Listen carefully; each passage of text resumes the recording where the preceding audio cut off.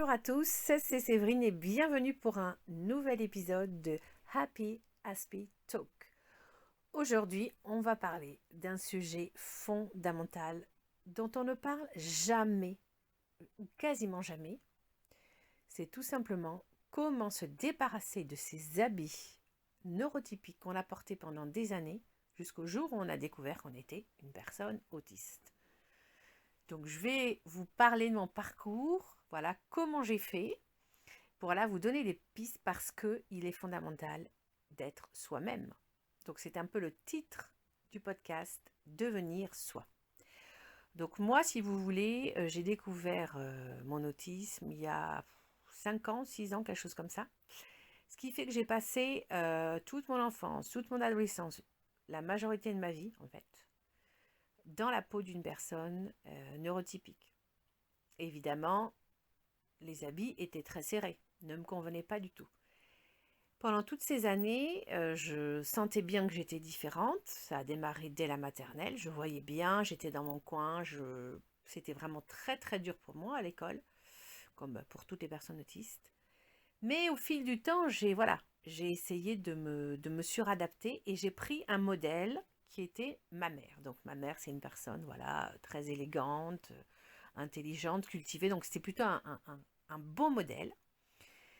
Mais le problème, c'est que quand on prend un modèle, bien on n'est plus soi-même.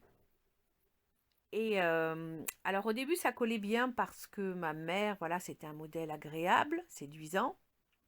Mais au fil du temps, j'ai commencé à me rendre compte que, voilà, si on avait des goûts en commun, on était différentes. Voilà. Mais tant que j'avais pas vraiment eu la confirmation que je n'étais pas comme ma mère, puisque j'étais autiste, c'est vrai que par docilité, parce que je pense que j'ai été élevée de manière à être une personne très très docile, dans mon éducation, on m'a jamais appris à m'exprimer, à dire ce que je pensais, vraiment. Donc déjà que moi, je suis plutôt un caractère, voilà, réservé. Donc voilà, donc j'étais vraiment, je suivais ma mère, quelqu'un que j'admirais beaucoup. Mais au fil des années, voilà, plus j'avançais dans ma vie d'adulte, plus je voyais que ma mère, il y avait pas mal de choses chez elle qui ne me correspondaient pas, avec lesquelles j'étais en contradiction totale en fait. Et je me suis rendu compte que il était temps que je devienne ma mère parce que quelque part je devenais un peu, je me sentais vraiment étouffée par ce modèle parce que finalement, ma mère, elle avait une attitude sur la vie qui m'a énormément influencée et j'ai mis beaucoup de temps à m'en rendre compte. Je me suis rendu compte qu'en fait, ma mère, elle était quelqu'un d'assez pessimiste, mais pas pessimiste qu'il exprime en fait. Et du coup, ça m'avait rendu, moi, quelque part, un peu pessimiste, alors que ma nature profonde, la petite fille que j'étais quand j'étais toute petite, et j'ai une petite fille super joyeuse, super exubérante. Et c'était pas du tout ce que j'étais devenue, quelqu'un finalement qui restait à sa place, qui n'était à l'aise que quand on la mettait en confiance. Et donc du coup, j'ai commencé à me sentir un petit peu mal à l'aise dans ma peau, et pour cause, ce n'était pas ma vraie peau. Et puis aussi le problème, c'est que ma mère était habituée à ce que je fasse beaucoup de choses comme elle, que je pense presque comme elle. Bon, on avait quand même des différences, mais finalement, j'étais presque devenue comme une sorte de clone. Et c'était un petit peu la manière que j'avais trouvée inconsciente de m'en sortir. En fait, j'étais en suradaptation et j'avais choisi ma mère, c'était mon modèle en fait. Et, euh, et puis le temps a passé et j'ai commencé à me rendre compte que certains dégoûts que j'avais n'étaient pas mes dégoûts à moi en fait, c'était les dégoûts que ma mère m'avait transmis. Par exemple, moi j'adore la nature, mais pendant des années je détestais la nature, je détestais la campagne parce que ma mère, en fait, c'est une citadine pur jus qui n'est heureuse que dans des grandes villes avec plein de musées à visiter. Et du coup, elle m'avait refilé ce dégoût alors qu'en fait la nature c'est quelque chose mais dont j'ai tellement besoin. Et il a fallu que j'ose m'affranchir en fait, et c'est pas facile, hein, que j'ose m'affranchir du modèle de ma mère qui était devenu un modèle vraiment encombrant et que voilà, que je retrouve qui j'étais vraiment. Donc ça, les premiers habits que j'ai commencé à enlever, c'est ça, mon mode de vie en fait. Je me suis rendu compte que non, moi j'avais besoin d'être en contact avec la nature et la vie a bien fait les choses parce que j'ai pris conscience de ça en fait quand on a déménagé. On était d'abord au centre-ville de Bordeaux, donc c'est un endroit super animé, super bruyant. Euh, et puis on a déménagé, on a eu un appartement HLM avec une chambre de plus, on en avait vraiment besoin, dans une petite ville de banlieue à Bègles, où là c'était l'opposé, c'était calme, il y avait des oiseaux qui chantaient, c'était la nature en pleine ville. Et là j'ai commencé à m'épanouir et je me suis dit mais c'est fou ça. C'est-à-dire que quand on imite quelqu'un, bah, quelque part par survie, on peut soi-même se faire du mal parce que moi j'ai vraiment besoin de la nature, j'adore. Après le confinement, ça a encore plus accéléré mon rapprochement avec la nature, ma prise de conscience que j'avais besoin voilà, de me promener tous les jours, d'entendre les oiseaux chanter, de voir les arbres, les fleurs qui poussent. C'est vraiment important. Donc ça a été voilà une première chose. Je me suis rendu compte que mon mode de vie, voilà, n'était pas celui de ma mère. Donc quand j'ai découvert que j'étais autiste, ça m'a fait vraiment prendre conscience de beaucoup de choses. J'ai lu notamment et j'ai vu que voilà, il y avait beaucoup de femmes autistes qui se choisissaient des modèles et qui se créaient ce qu'on appelle des faux selfs. Et moi, je m'étais créé un faux self. Mais j'avais déjà commencé à me rendre compte que j'étais différente de ma mère, qu'en fait, j'étais quelqu'un de super optimiste. Quand en fait, j'attendais mon troisième enfant et, euh, et j'avais 40 ans, c'est ça. Et j'en parle enfin, je dis à ma mère, on a une bonne nouvelle à t'annoncer. Et ma mère, en fait, elle ne voyait pas de quoi il s'agissait. Et quand je lui ai dit que j'étais enceinte, elle était scotchée. C'est-à-dire qu'elle a eu un choc. Et je me suis rendu compte qu'en fait, ma mère, c'était quelqu'un de super flippé. Et que, en fait, pour elle, avoir un enfant à 40 ans, c'était quelque chose de trop dangereux. Parce que c'est vrai que plus on avance en âge, plus il y a des risques de trisomie et tout. Alors que moi, au contraire, je suis quelqu'un de super optimiste. Et voilà, quand on fait quelque chose par amour, moi je pars du principe qu'il faut y croire. Et qu'il faut pas, voilà, on peut pas toujours prévoir le pire. Mais voilà, je me suis rendu compte que j'étais très différente de ma mère. Que c'est vraiment quelqu'un de super pessimiste. Alors que moi, j'étais optimiste. Donc c'est fou cette idée parce que de se dire que pendant des années, j'avais cette espèce de pessimisme qui n'était pas le mien, en fait. J'avais ce mode de vie qui n'était pas le mien, en fait.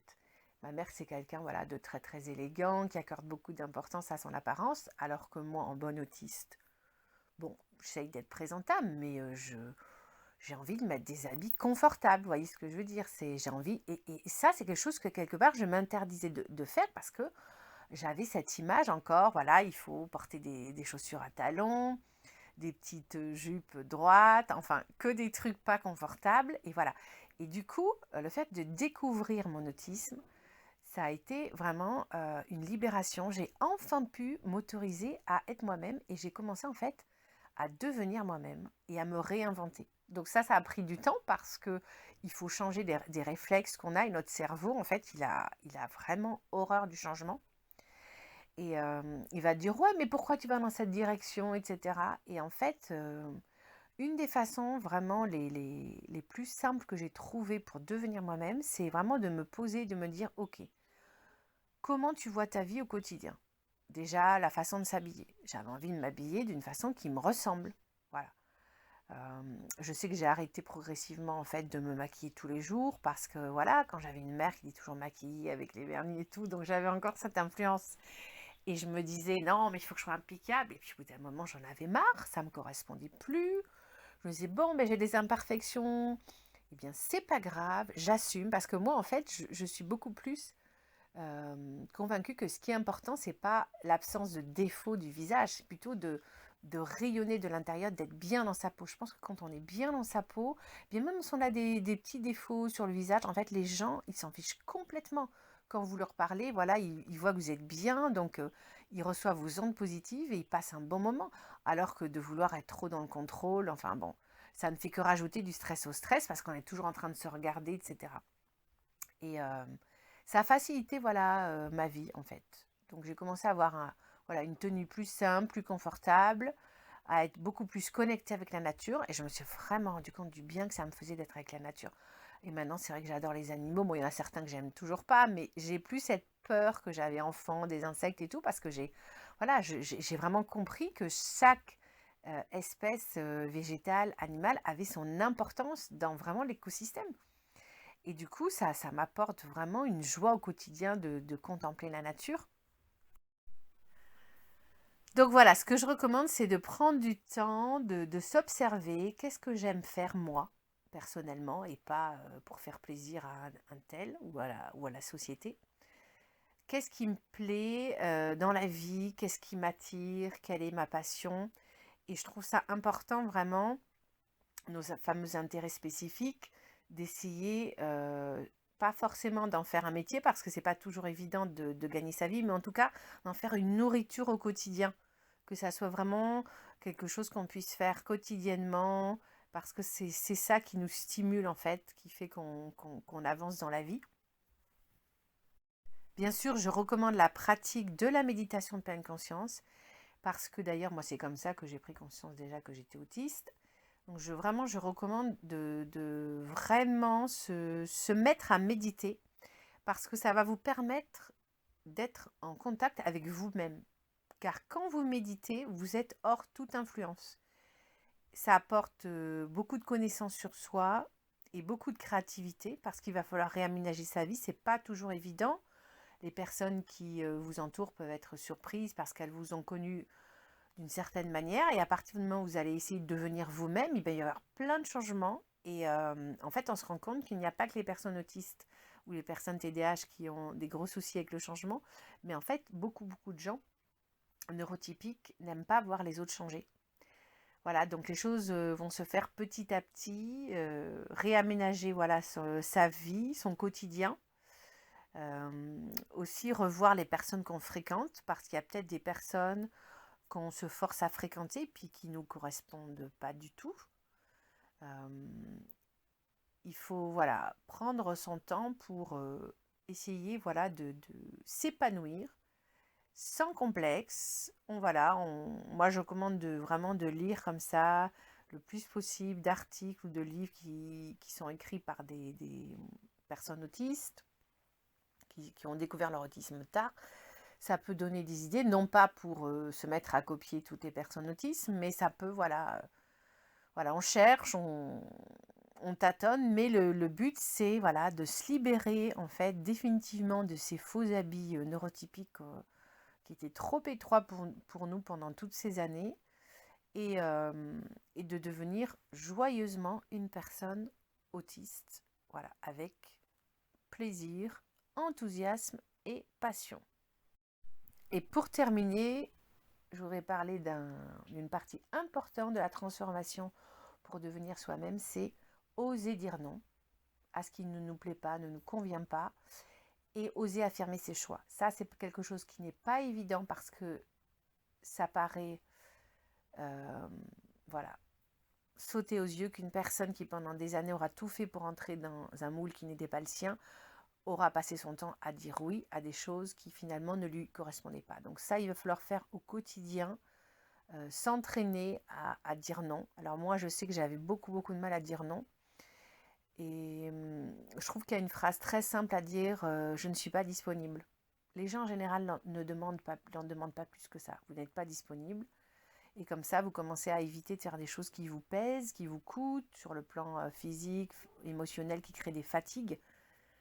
Et puis, vous allez commencer à essayer vraiment d'affirmer ce que vous avez envie, ce que vous voulez. Ça, c'est important.